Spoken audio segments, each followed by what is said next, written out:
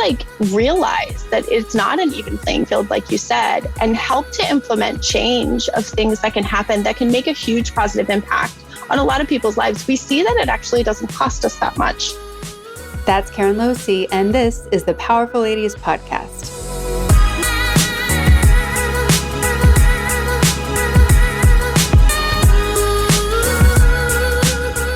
Hey guys, I'm Kara Duffy, a business coach and entrepreneur on a mission to help you live your most extraordinary life by showing you anything is possible. People who have mastered freedom, ease, and success, who are living their best and most ridiculous lives, and who are making an impact, are often people you've never heard of until now. Democracies and great societies work because citizens participate. As John F. Kennedy said, ask not what your country can do for you, ask what you can do for your country. Today's guest, Karen Losi, understands the assignment. She's pivoted from a successful career in retail to looking to where she can best be of service to her community. First as a foster parent and soon with her master's degree in social work. In this episode, we discuss her choice to pivot, the realities of kids and families in need, and why we need more people to share their gifts to elevate and create the caring, connected communities we all crave.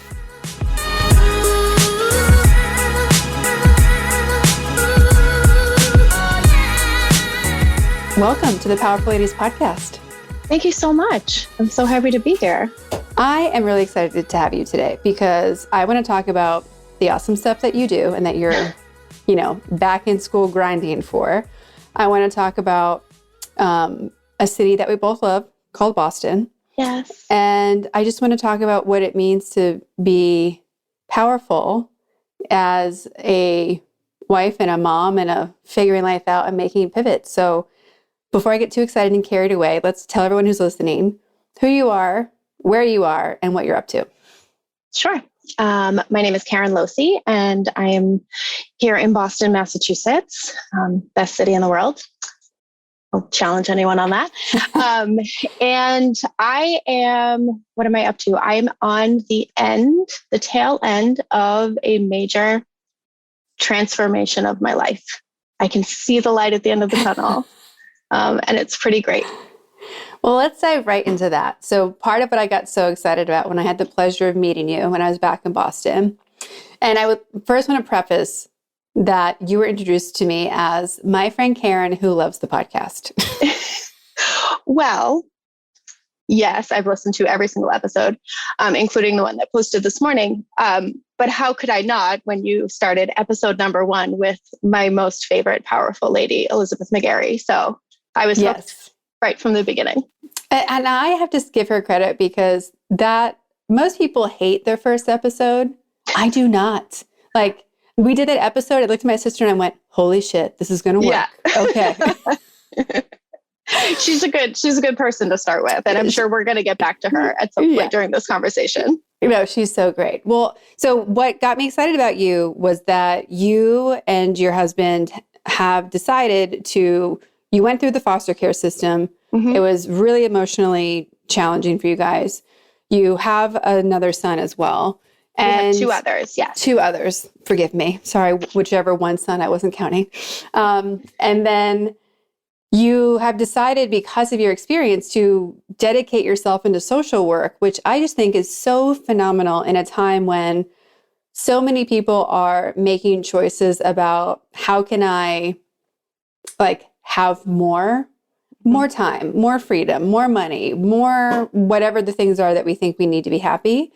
You're making this pivot to say, no, I need to serve more. Yeah. And that I think is really interesting. So let's go back to the beginning to kind of catch everyone else up with how did you decide to go back to school and completely change the career trajectory of your life?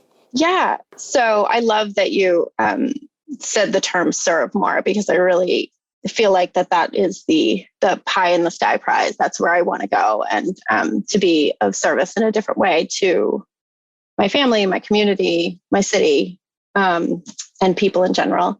But we can go back about 20 years. I was a retail girl. I started in retail when I was 16. It was the greatest job to have in the early 2000s. when retail really was at its height. I was very successful doing that job. I got promoted really quickly. I loved it. It was all consuming. And it was just really a fun experience. I was lucky enough to work for a company and for a woman in particular who really helped to shape my view of what that work looked like. So it was a competitive world, and it was a world where the dollar mattered, but I also got the opportunity to learn about people and to become a great leader.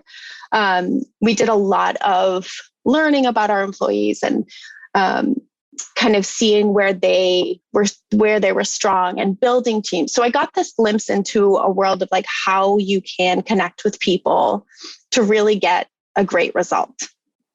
The great result for us at the end of the day happened to be, a 30% increase in sales or whatever it was that we were searching for at the time. But it was awesome. But as we all know with the retail story, over that time, that landscape, it began to change, and brick and mortar retail began to change quite a bit. And it lost a little bit of that person-to-person connection that I loved so much. It became really stressful. I wasn't feeling successful at home, at work, on the hour-and-a-half commute it took me to get from point A to point B. I knew something had to give. I had also gone through that point. I had already had one child. I had 3 miscarriages between my 2 biological children. And that really kind of shook me that maybe that the stress that I was feeling in this place that I was in wasn't the right place for me anymore. So after the birth of my 2nd biological son, my husband and I made the decision it was time for me to step back and to stay home for a little while, with always the intent of going back to business and going back to retail because I really did love it. And then 6 years ago, yesterday, Donald Trump was elected president of the United States. And I don't know if that we're getting political here, but it shook me in a way that I wasn't quite prepared for. And I remember waking up the next morning and saying to my husband things like, I'm going to fly to South Dakota and like chain myself to the pipeline. And I'm going to go to Washington and fight for people's rights. And he was like, you're cute. That's not going to happen. You have these 2 little kids at home. I love this passion that you now have. And you have all of this background. What do let's figure out something else you can do with it. So I said, fine, I won't get on a plane. And I started to kind of take stock of what was working for me and what I was really good at and doing research around what that looked like. What I knew at the time was that I was a really good mom. I'm proud to say that. I know that we as women sometimes shy away from saying how good we are at things, but I'm pretty good at it. And then I also am a very privileged person. I had an extra bedroom in my house. So I said, well, what's the best thing that I can do as a stay-at-home mother with an extra bedroom? And that was to become a foster parent. So like almost all foster parents or anyone really, I think that goes into something like that, I showed up, day one with my notebook and all of my research. And I was like, I am ready for this. And was like star student in the classes. And then I was hit with a ton of bricks about the reality of foster care. We got our first call before we were even technically licensed. It came real fast. And they said, well, we're going to get that paperwork through and we have a placement. We need a place for these kiddos. And it happened to be newborn twins. So we were thrown right into the deep end of foster care. We've been foster parents for about 6 years, and it has changed my life in a way that I am a more complete person having known these kids. I'm less of a complete person having seen the system that they need to operate within. And I made the decision as the children started to get older and that clock was ticking a little for me to go back to work. I knew that I was changed to the point that I could no longer go back to a business world. So I decided to go back to school, and I'm getting my master's in social work at Simmons University. It's a really great program. I'm finishing up in May. And that time of going back to school and learning more about the systems and the macro pressures that get put on something like the foster care system, and other systems that are in our city. I mean, social work, I have now learned, touches literally everything, has allowed me to, I guess, like expand my knowledge about, how someone can be effective in this world. And this is how I want to do it now. And I've been so fortunate and just so privileged to do this work and to kind of grow alongside some really amazing, amazing women. Some of them in their 40s and they're my age, but so many young women that are just so idealistic. And it is awesome to be with them and to watch them grow as clinicians, and to really be able to see, the future of mental health in the city. And I think it's looking pretty good from where I sit. So that's where I am today.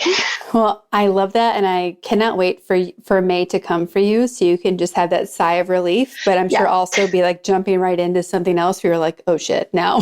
That part I've actually been thinking about.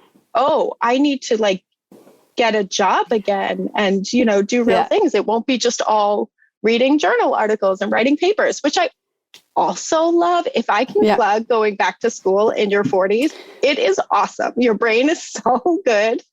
And there's just a different kind of investment. I have loved every second of being in school. So that's amazing. Well, something I'd love to dig in with a little bit with you, and it might get a little political. So if anyone listening gets offended by that, then this probably isn't your podcast in general. Yeah, but sorry. So I had literally this morning, 8 a.m., I had a client call before a day of podcasting. And we were talking about everyone's money stories and how there are so many stories about money is bad, or is money good, and being rich is bad, and being poor is bad, or whatever those things are that we have decided as individuals and a society around money. Mm-hmm. And they made this statement of, it's impossible in America for someone to do anything with their life if they haven't been privileged. And I said, okay, I'm going to challenge that, because I think any human born has a lot of power, and it's micro choices. And at any moment you can choose to change your life. It doesn't mean it's easy. Yeah. It doesn't mean anyone's going to help you. Yeah. And I think like where people get so stuck in this US idea that this is individuals and you can pick yourself up by the bootstraps. It's like, yeah, you can. And it's not a level playing field. Yeah. What has surprised you most about the inequalities or the lack of access that people truly have who need it? Yeah, I struggle with this quite a bit as a privileged white woman who has benefited from generational wealth in the city of Boston, a place that is deeply, deeply divided, so both racially and socioeconomically. Poverty is, I think, the biggest challenge of our society.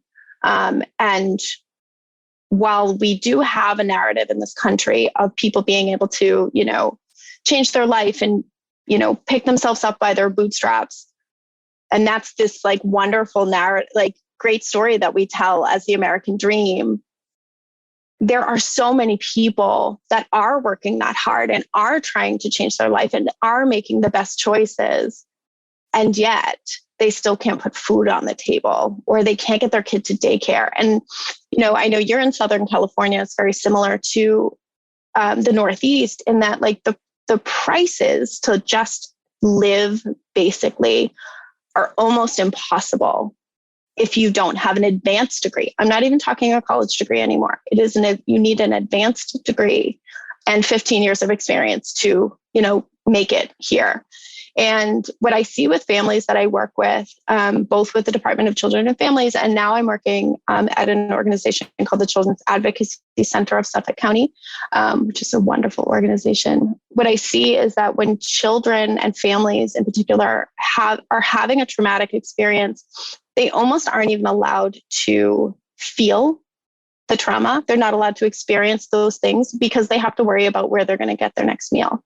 And I think that the power that we have is to be able to, first of all, talk about it, because it's not shameful to have money. I think, well, I have some opinions about billionaires, but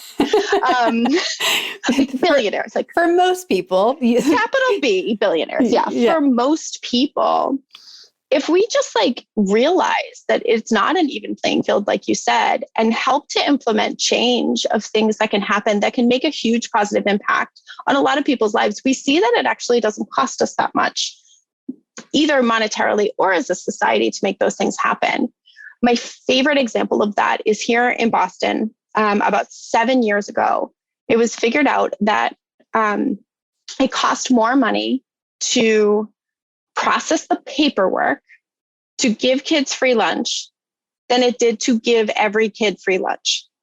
Like, so what they did was they just stopped doing the paperwork part and like applying for these grants and doing all this stuff. And for the last 7 years, they've just given every kid free lunch and breakfast every day. No questions asked. Like, you don't need the weird little card to go up and get it. And what they've seen is an increase in test scores, an increase in graduation rates, an increase in attendance. So those little things that help even the playing field make such a huge difference. And if we want our people, or we want our kids and our families to succeed, these are the little tweaks that have to be made, and we just have to take better care of each other. Well, and I think that from a psychological standpoint, because I have a lot of opinions about the education system and how we sort people in a negative way and label them in a negative way. When you no longer have the card that says your family is not good enough and like, oh, everyone's getting free lunch. Like, it's no longer, it's one less thing to remind you that you might be different. Right. Or less than. Right. And when that goes away, it's like, even there's always debate about like, do uniforms help in schools? Yes or no? Well, I don't know. Are we taking away another reason for someone to think that they're different than somebody else in a bad way, right? Everyone, I do think we have to balance celebrating that everyone is unique and special, but if we can get rid of all the bullshit around what kids attach to themselves at such a young age, that becomes compounding as we become adults. Like, why not? Like, I love that example. Yeah. It's awesome. And even during the pandemic, what they did was that every family got an EBT card, which is like the government SNAP benefits, just in the mail. Like, here you go. You're not at school, so go buy your own groceries, and we're going to pay for it. And it was just, like you said, like just this little tweak that stopped othering people for a deficiency. And I think the more we can celebrate people's uniqueness, the better off we're all going to be. And the more compassion we'll have for each other, and the more excitement we'll have to diversify. Well, and I think so often when the argument is being made that every resource you need to have a great life is in America, we're talking about good days. And you mentioned the trauma and the bad days. And for the simple fact that we don't have standardized vacation time or family leave. If your kid gets sick, if you work an executive job, you just work from home or you take a couple of days off. It's not a big deal. If your kid is sick and you are you're a housekeeper, or you are working at a hotel, or you are like whatever the job is where you don't have all those flexibilities, it is a crisis because you now can't send your kid to school, which means you have to find someone to watch them, which means you're not going to get paid that day because you're an hourly paid employee. Like, it just keeps, instead of that one impact has a tenfold effect. Yeah. Instead of it just being like everyone else in quotes, like, just stay home. Yep. Yeah. What? And we saw that disparity during the pandemic. I was really fortunate to be working at the Department of Children and Families in the 2021. I don't even know what year it is anymore. And I became I kind of crowned myself the daycare voucher queen. I was really good. This is where my business side comes in. I'm really good at paperwork. So I would fill out, for families that came, kind of in our realm, fill out their daycare voucher. And the second you hand a young woman escaping from a domestic violence situation a daycare voucher, her life changes. And it was so amazing to watch these transformations happen in such a short amount of time. I had one client that went back to school. She got her GED. She was able to kind of enroll in a secondary cosmetology situation, and she got housing. All of these things started to snowball because she had daycare. And I think it was Elizabeth Warren that said, we need to start treating things like daycare like infrastructure, because it's just as important as a bridge in getting to work. It is a bridge. It's the first bridge you have to cross. I don't have kids yet, but I know, but when I moved to Germany, I was freaking out about what to do with my dog when I traveled. Yeah. So imagine moving, every day you're I have to put food on the table and I need to make sure that that human doesn't die. And in fact, is thriving. Who can help me? And I'm sure you've watched The Help. Mm-hmm.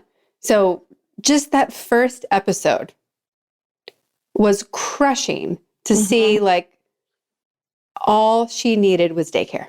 Yep. That was it. All she needed was daycare. Daycare can change people's lives. Yeah, it absolutely can. And it changes the kids' lives too, because there are so many studies that show early bonding with other children in a loving and supportive environment is so great. And we, whether we like it or not, have a very academically driven society. And those kids that get a little taste of that academics sooner do better in the structured school system that we have. If that's something we want to go away from someday, which I would support, great, but that's where we are now. And I think sometimes working within the system and learning to tweak it and change it is the work that we have to do, whether we like it or not. And that's kind of where I'm going. And with the school lunch example, did all kids got the school lunch? Every kid. Didn't matter how much your parents earned. Nope. Your parents earn $1 million. Your parents are, have nothing or are on disability. Every kid got the same thing. The thing living in Europe was very eye-opening for me because I got to live in what people call a socialist society. Mm-hmm. And it did not feel strange. Mm-hmm. It actually felt like every human was valued. Mm-hmm. Because when I got to see what Germany said they care about as a culture. Yeah. Everyone gets a minimum of 4 weeks vacation because we want you to have time to rejuvenate and be with your family. Mm-hmm. Everyone got healthcare. We want everyone to be healthy. Everyone got access to some form of education. We want everyone, if they want to be able to go to school if they want to.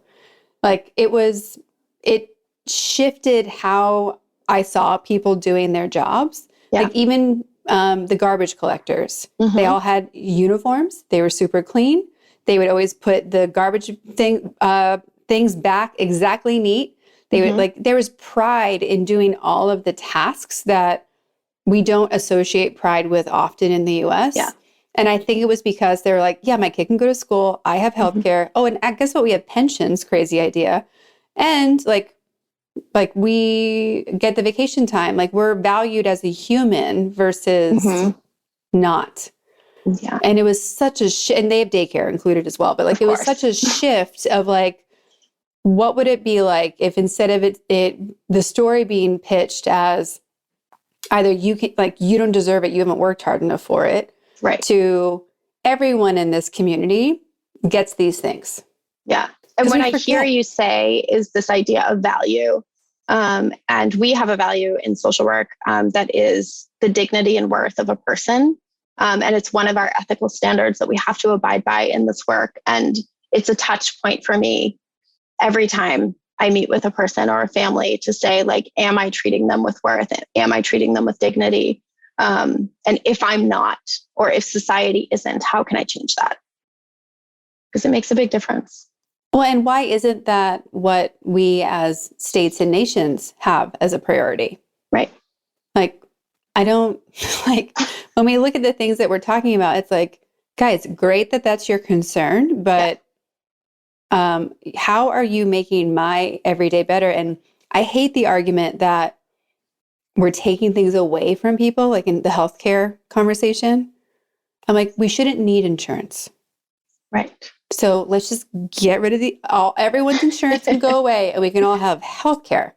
And that's why I wanted to clarify with the school lunch example, because we're everyone gets more.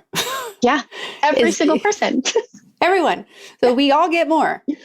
It's this scarcity mindset that we have in a country with such abundance is maybe the biggest scam that is going on. And I think it comes from this idea of individualism that we so value as a culture. And I didn't grow up that way. So I grew up in a very small neighborhood in Boston that was connected centrally to a church. I grew up with, 12 grandmothers, because every woman on the street was my grandmother's best friend. And they were all widows and raised, 14 children each or something. But there was this sense of like community and mutual aid that I saw go on. Like if somebody needed, wallpaper put up, fine. If somebody needed a doctor or something, like you knew somebody, or, whatever it was available. Somebody figured it out. And what I'm able to see in hindsight was this team community mentality that exists in a lot of places, but we have stopped relying on it. And we've stopped, asking our neighbors for something, or we've stopped like offering, whatever we have. And I still have glimpses of it here in my community. I still live on the same street that both me and my dad grew up on. So we still get a little bit of that community piece, but it's changing, and it's sad because I think mutual aid goes so far, and just helping the person who's next to you, can make such a huge difference. I think somebody said, it was a foster care advocate. I can't remember who said it, but it was one of those things like if somebody walked up to your front door and knocked and had a baby in their arms and said, this baby needs somewhere to go, nobody would say no. It just wouldn't be a thing.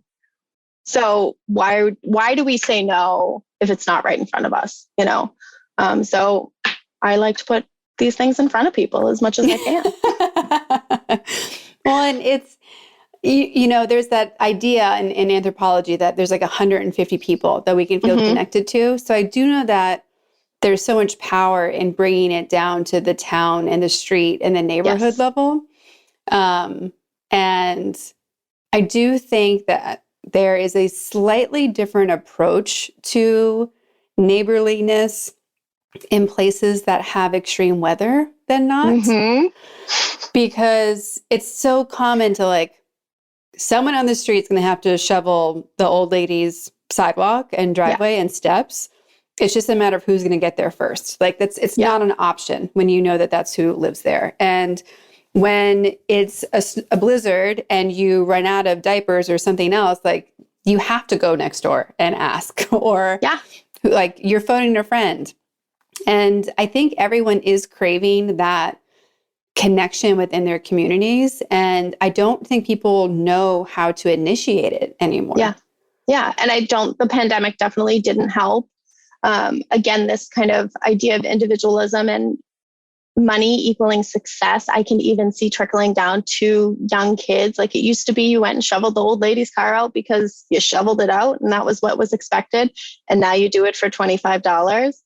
And, I tried to not have my children do that because they are very able-bodied young men who have everything they could ever need. So they don't need to take the $25 from the old lady.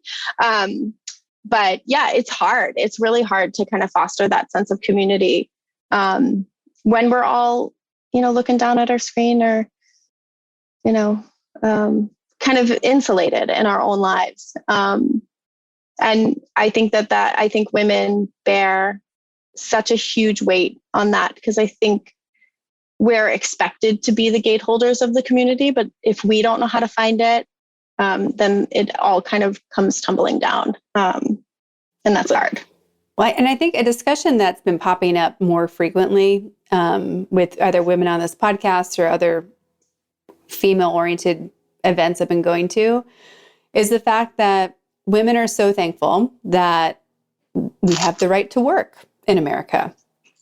And as a society, we were not responsible for all the jobs that women were doing, that we didn't bother to figure out who was going to do them instead.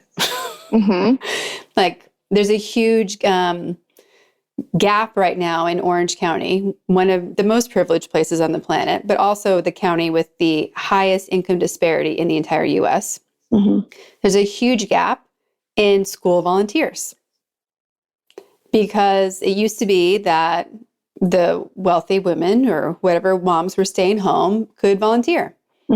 But now they're working, or if they're not working, they're filling their schedule with faux working things like being on boards of this and that and making their day look like a career scheduled day. And so there's no one to come in and like do the Halloween party or to go on field trips. And it's the weirdest. No one expected it. Right. Yeah. I can definitely see that. And, I had one of those moms, and I have been lucky to sometimes be one of those moms. I don't like volunteering at school. I find it really stressful with all those screaming kids. My husband actually does all the field trips and things. But I think part of it is the expectation is different for stuff like that too. So I agree with you. I think it was definitely a privileged thing when and this goes for anything. It's not just schools and kids, but any sort of volunteer things. You could go to the library and you could read to people, or you could go and, sit with, people at a nursing home, or, be the school mom or whatever. And then those things started to elevate. So you had to like bake the best cookies, or, read Tolstoy, or I don't know, like it just, we kept raising the bar that it became so unattainable to even want to bother.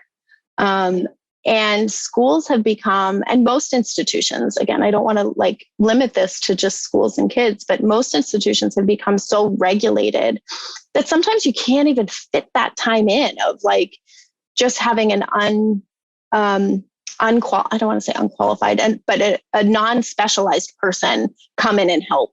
A civilian. It almost doesn't exist. A civilian. I'm sure you have to have like 12 nursing degrees now to go and read to, people at a nursing home. It's hard. Yeah. It's a friend of mine is getting their master's in art therapy. And they're sharing a frustration they're having right now because it's so regimented, like how long you can be talking to someone like at the facility they're at. And they'll be like, we'll just be starting to open up this space and it's happening. And they're like, okay, time to move on. And you're like, I need 5 more minutes. They're like, sorry, no. And there's, again, like it's become so over extremed. Imagine how many other places we're spending too much money on paperwork besides school lunches. Like, When at what point are people allowed to say like, this is dumb? How do we simplify this? Like, let's just, as my grandmother would have said, like, just sit down and have a cup of tea. Well, it'll be okay. Like, we'll figure it out, Yeah. And I also imagine that there's not a lot of crossover. Like, there's probably a lot of paperwork to fill out for every different social service you need, because there's not like a master database. Like, that's another thing I don't understand. Even myself, going to a doctor. Why am I filling out a piece of paper ever again? We all have computers. I can fill it out once. I'm sure, like, how do I get everything? Give me my own Google folder, please. That you can all see, because this is ridiculous. And such a waste of trees and time and pens and... Oh, it's like, there was someone recently who was talking about like filling out applications, and they're like, I just stopped because of the application. Yeah. We do for the families that we serve now, like we have this whole sheet of mental health services, and you have to call every single service. And I was like, isn't there like a database or something? Like, we have the ability in this country, we have the technology, we have the people who can implement that. And I don't know where they are or what they're doing, but we need to get more of them to serve, because I think, and that's where I see such a huge value in like this kind of crossover from business, is that I'm armed with tools that can implement change in high systems. And I can already feel like my brain kind of twirling around like organizational development and, structure and scheduling and all of these things that the people that have been working in organizations like, social services, they don't have time or the brain power or the energy at this point to think outside the box. And I would challenge more people who maybe are at a crossroad with their life to think of ways that they can utilize their expertise in a new way and to give new eyes to something, because it's pretty great. Well, and there's so many best practices that don't require huge investments to implement. Right. Like, just so many things. Like it's same with like the IRS, when you're like, why are we sending actual papers anywhere ever again? I saw this like meme, or I don't know. I don't even know what those things are called. And it was like taxes, fill out like all this paperwork about every single thing you've ever done. And if it's a test, and if we already know the answers, but if you mess up, you go to jail. Yeah. Yes. It's so ridiculous. It's so ridiculous. And that's another thing where it's like, I'm so pro like a flat tax rate, like 10%, everybody, it's fine. Just take my 10%. And no questions asked. I don't need to, nope. The calculations make it so overwhelming that people have to be specialized in this. That seems really unnecessary. Yeah. Like, let's move their energy into helping into other things. Something else, please. Yeah. Probably the biggest learning that I've made or I've had in this journey has really been that I am not here to serve children. I'm here to serve families. And when you take in, so with the foster care system, there are 400,000 children in the foster care system. But I think we do a disservice by saying that foster care is about children, because it truly is. If you decide to foster, you decide to foster the entire family. And that is mom, dad, aunts, uncles, cousins, siblings, their other caseworker. Like all of the entire thing. And it's been it's a challenge to do that, because you're the outsider. You're the person that is disrupting or helping to disrupt. And I think that having that mental kind of clarity around why I'm there and what I'm doing has really helped me grow and really pushed me into the social work world, because I want to help change that narrative for families, because every family matters. And I've met a lot of families. I've met a lot of kids. There is not a parent in this world that does not love their child. And I've been challenged on that. And people have said, oh, but what about this case? And what about this case? And I'm like, I understand that, but that love is there. And if we as a society and as a system can put in structures and scaffolding and support to lift this family up and to help them in their time of extreme need, then we should do that, because it's just the right thing to do. So, well, and I feel like there's a lot of parallels between foster care and ending up in jail. In absolutely. That both of them are outputs of many, many decisions or traumas before then. Yeah. or challenges. And to your point of how, like, the game should be, how do we prevent foster care from being needed? Mm-hmm.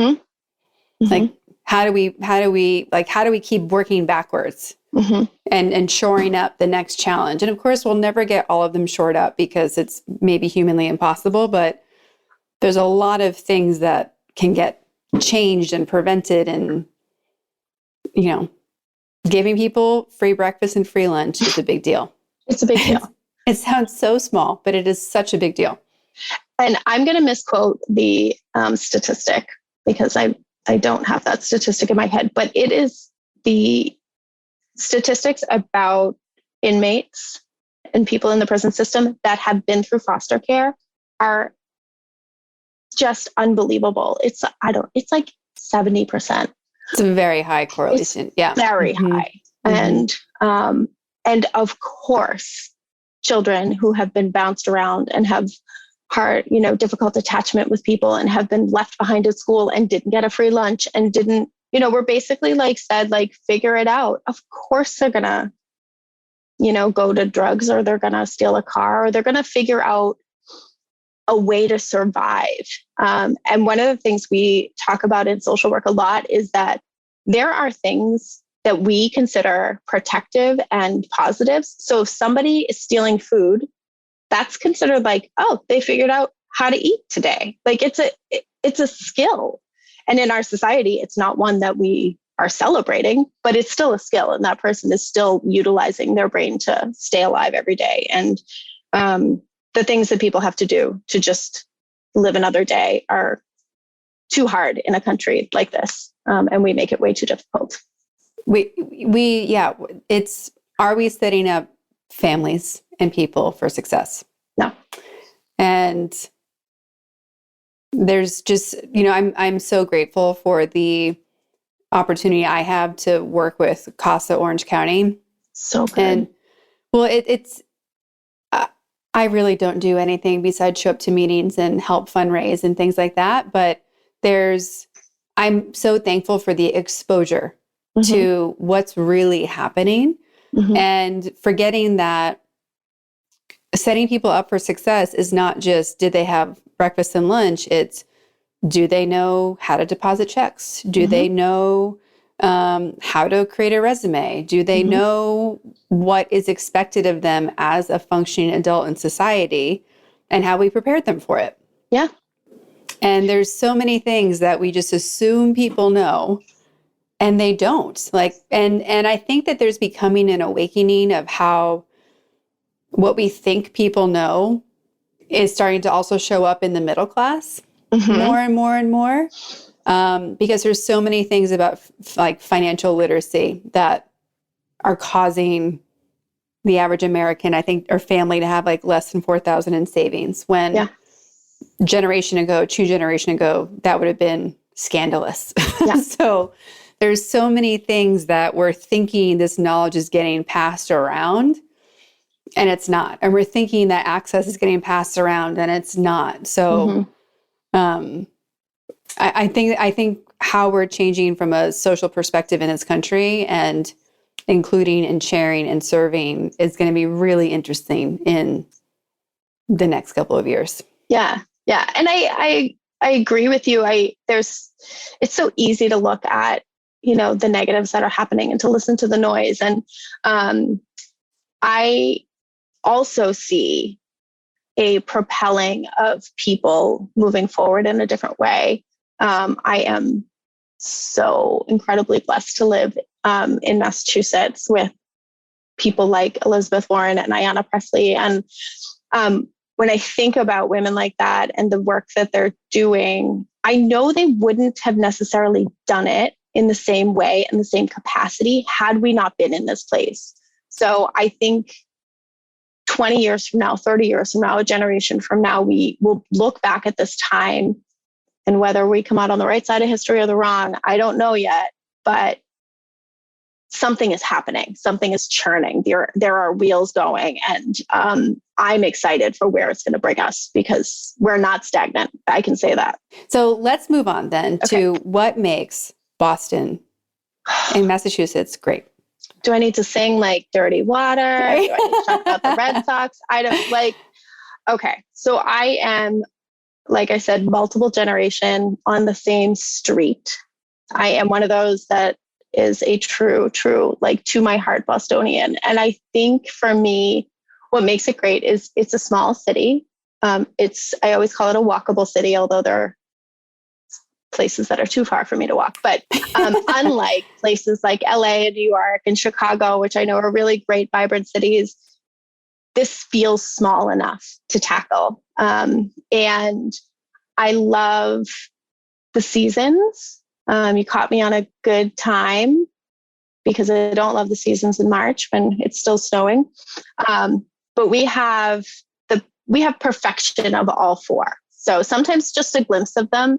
But you cannot beat fall in New England, and you cannot beat that 2 weeks of spring where everything is perfect. I love Boston for all of those reasons that you just mentioned about being at the forefront of universal healthcare and gay marriage and universal free lunch, and the access to education is unparalleled. You throw a stone and you hit a college, or you hit a university. And we were the first to do all of that. And I think while there are definitely some traditions that are entrenched that need to go away, it is still a hub of innovation and of knowledge. And that is a huge value that you can feel no matter where you go. And then I also love the diversity of the city. I take the train every day and I can sit next to, lifelong Bostonians. I can sit next to somebody who's here from India. I can sit next to somebody whose family comes from Japan. It doesn't matter. There are so many different people who live here, and it's starting to integrate more. It is still a highly divided place.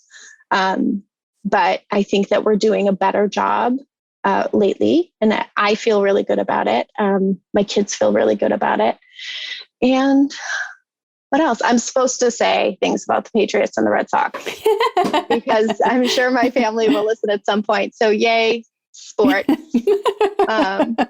It is one of those things though that brings you together. So my parents travel a lot in their retirement, and my dad is a lifelong Red Sox fan. He wears that hat everywhere, all over the world, and he will always get stopped by somebody who is either from New England or from Boston or knows somebody. Or so it's definitely a place of connection, and it gives us a sense of community, even on this wider scope, when we rally around things like these teams. So I do appreciate them for what they do. I don't follow it, but. The thing that I miss the most about living in Boston, two things. One was that there were so many opportunities to participate. Mm-hmm. So many volunteer opportunities, so many sports to play as an adult, so many just groups like hip hop class and this and that. Like my schedule was full of fun things at that time. And I just felt like it was easy to keep meeting and expanding with like bigger groups of people. And I haven't had that same feeling since I've ever left. And the other part that I love is that people, if you go out in Boston, you will talk to strangers. Yes. And you might get into heated debates with strangers and then buy each other drinks, and it's okay. Yeah. But like there's like this, and I don't know if it's like a hangover from like just how Boston is in education and discussion and debating things. Like there's a reason, I think, why in that Northeast corridor, like a lot of that exists there since pre-revolutionary time. But there's this idea of like, we are here to discuss things. Like people are meant to discuss things and debate things. And through talking about it, we connect and build community and make better choices. And it's definitely not that way here. I mean, there's lots of conversations happening, but they're much more private. Like it'd be really weird to talk to a stranger at a bar about politics or an opinion you have about something. And the other thing about living here is if you go to an Angels game or a Dodgers game and they're playing the Red Sox or the Yankees, this stadium will be more filled with those hats than local. And I'm like, that is a shame. And like, I mean, I'm all about like rooting for the home team when they're not playing your team. But like to go to a Red Sox Angels game here, like the stadium is Red Sox. Yeah. And they are not everywhere. flying in. No. So it's, I like that when you go to Boston, it's like, oh, no, we're cheering for Boston. So there might not be another team here except on the field. Yeah. But there's just like this level of community and commitment and like filling it up. Like people are showing up to be like, this is our city. This is what it stands for. Yeah. And we have that like ownership. Like you're so proud to be from here. I think for a lot of people, I know I am. And I spent, before having kids, before kind of realizing I like being here, I wanted to travel. I wanted to go places, and everywhere I went, I was like, that's nice. Nope. I want to go home. And I think, having such deep roots here, helps me too. But that sense of community is huge in a place like Boston, and I think unrivaled. So I'm going to stay. You're welcome to come back anytime. Thank you. Yes. It's been a big debate lately because when I was back the time I saw you, then I was back on the East Coast for 6 weeks after that as well. It's the first time that I've been back on the East Coast, and I thought it might be time to come back. Yeah. It's been a long time since I've almost 15 years at least since I've lived in the East Coast. Mm-hmm.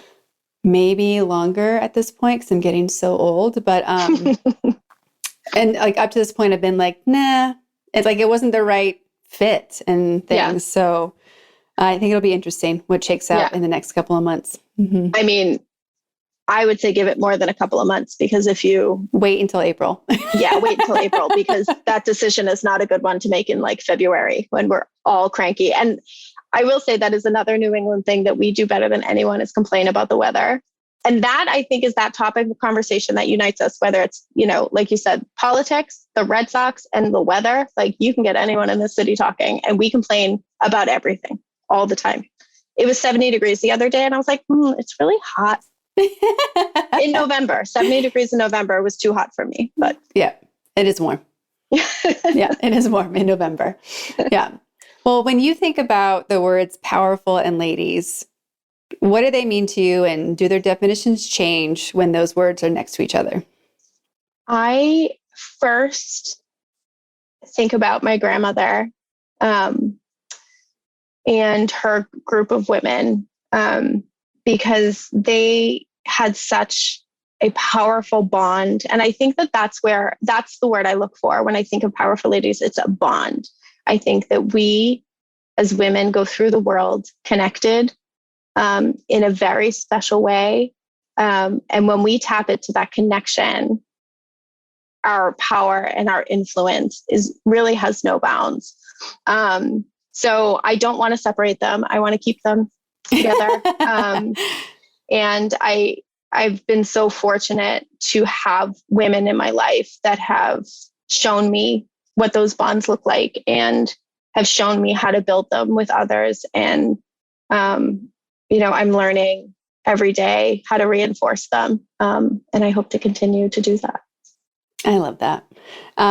We also ask everyone on the podcast where they put themselves in the powerful ladies scale. If 0 is average everyday human and 10 is most powerful lady you've ever met or imagined, where would you put yourself on that scale today and on any other day?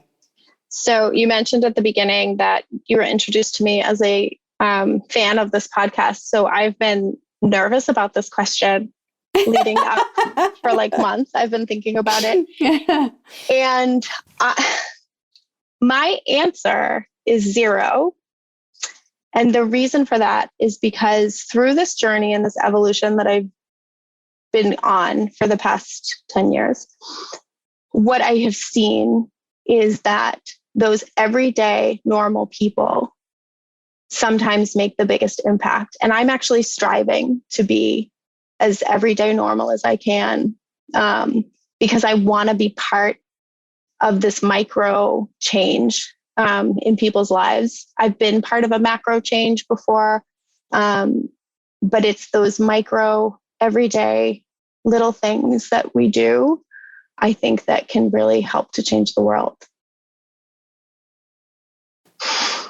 Your 0 is approved. Oh, thank you. I was really nervous about it. What are you excited about for this next year? I'm going to graduate in May. Thank goodness. It's been a long process. I'm just really excited to have that check mark. And then I'm really excited to begin a new career with a different sense of purpose. I heard a quote the other day from Viola Davis that said she was thinking about her life, and she said, "I no longer want to lead a successful life. I want to lead a sustainable life." And it just hit me right in the gut. So what I see for myself for this next chapter is this sustainability to do some of the hard work. And I'm ready for it, and I'm amped for it, and I'm excited for it. And I really think I'm going to be good at it. I love that. And the last question that I've been asking everybody is, what do you need? How can we help you? What's on your wish list? Oh, that's a tough one too. I need more people to ask questions. I need more people to wonder and to be curious about what's happening in their own backyard. I want people to be okay with failing and to be okay with messing up, because it's within those spaces that we learn the most. And I want people to smile at each other more and look each other in the eye when they're walking down the street. I think that sense of engagement and community cannot be devalued. And the more we do that, the better off we're all going to be. Yeah. Well, it has been such a pleasure to hang out with you tonight, to have you on the podcast. And I am so thankful for the work that you're doing and the service that you've dedicated yourself to. These are conversations that I want more and more people to be having, and to just take a moment to go and see what it's really like. Yeah. Go see what it's really like, because there's so much judgment happening when no one has gone through the experience. Mm-hmm. No one knows anyone who has gone through the experience. And it changes you when you are able to see it firsthand and remove a lot of the nonsense that is used strictly for media marketing purposes. And mm-hmm. It's not true, and it's not helping the people who need the help. Yeah. So thank you for the work you're doing. Thank you for being awesome. And I can't wait to get back to Boston and hang out with you and Miss Elizabeth, because you guys are great. We'll go out on the boat again.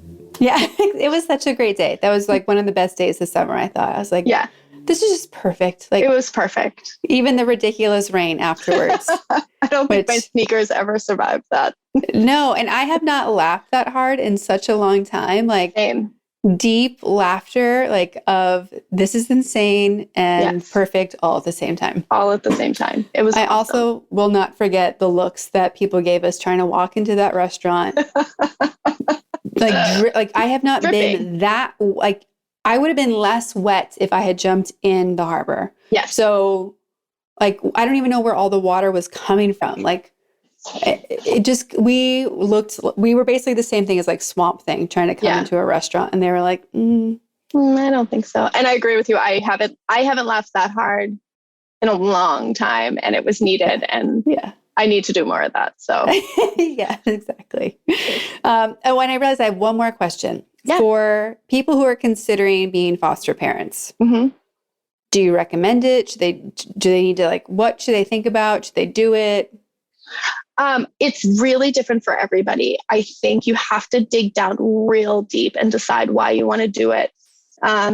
Because there really are so many kids that need support and need help. And it is not easy, to be that person in somebody's life. There's a lot of training. There's a lot of, people you can follow on Instagram, and people, and you can call your local Department of Children and Families and say, hey, I want to talk to somebody. And believe me, foster parents will talk to you, and they will, because God knows there aren't enough of us. So we recruit at any minute we can get. And then if you decide that that's not something you want to do, or can't, or don't have the capacity in the moment to do, that's okay too. Volunteering, raising money, raising awareness, posting something on social media, like any little thing helps in the end. And the more we're talking about it. So I appreciate you so much in bringing up some of this conversation. The more we talk about it, the more help we can give, and the less shameful and stigma kind of comes associated with it. Amazing. Well, for anyone who wants to follow you, support you, and maybe hire you, how can they find you? I am a infrequent visitor on Instagram these days, at KLOS451, or my email address, I guess, which you can post, I think. Yeah, I'll put it in the show notes. Yeah, yes, if you want me to. That's totally fine. I am, an open book when it comes to talking about things like foster care and social work, and really, or at the Red Sox, I guess I can talk to people about that too. And yeah, I'd love to connect with people. So. Well, again, thank you so much. This has been a pleasure. I can't wait to hear people's reaction to this episode. And yeah, just thank you for being a yes to me and everyone else. Thank you. And thank you for all the work you do. It's my favorite of all the podcasts. Yay. Listen every week.